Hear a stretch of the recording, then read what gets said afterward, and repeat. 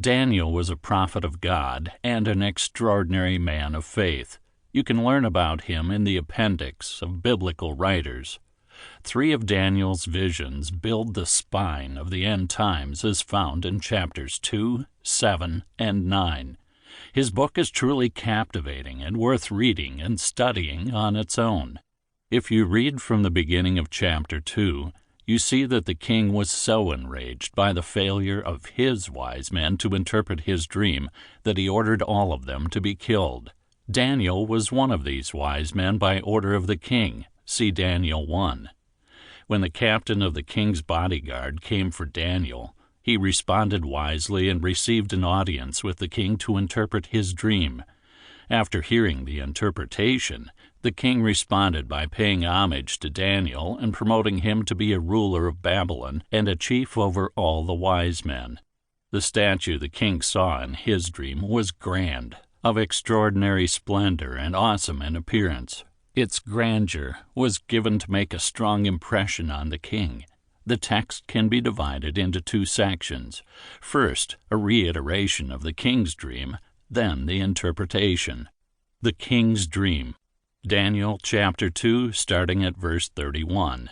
You, O king, were looking, and behold, there was a single great statue. That statue, which was large and of extraordinary splendor, was standing in front of you, and its appearance was awesome.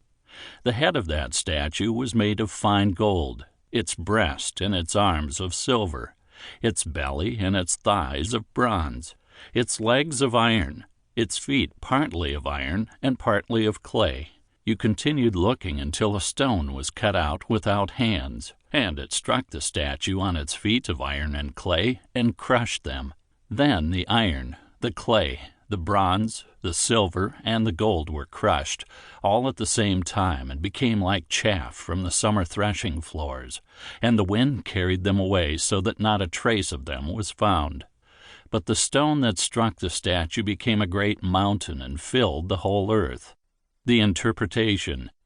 Daniel chapter 2, beginning at verse 36. This was the dream. Now we will tell its interpretation before the king. You, O king, are the King of kings, to whom the God of heaven has given the kingdom, the power, the strength, and the glory. And wherever the sons of men dwell, or the beasts of the field, or the birds of the sky, he has given them into your hand and has caused you to rule over them all.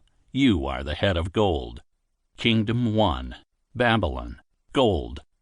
Identification of this kingdom is easy, as the text says so. It is the kingdom in which the king and Daniel lived, and is represented by the head which was made of the finest of metal, gold. The king is told that he is the King of kings, and that it is God who gave him the kingdom and the power and the strength and the glory. He rules over everything in his kingdom. Daniel chapter 2, verse 39. After you there will arise another kingdom inferior to you, then another third kingdom of bronze, which will rule over all the earth. Kingdom 2. Medes and Persians. Silver. The description of this kingdom is very short, only that it is inferior in greatness to Babylon. What is the kingdom which conquered Babylon in history? It is the Medes and Persians. Darius was one of its great kings. Ezra and Daniel 6 refer to him.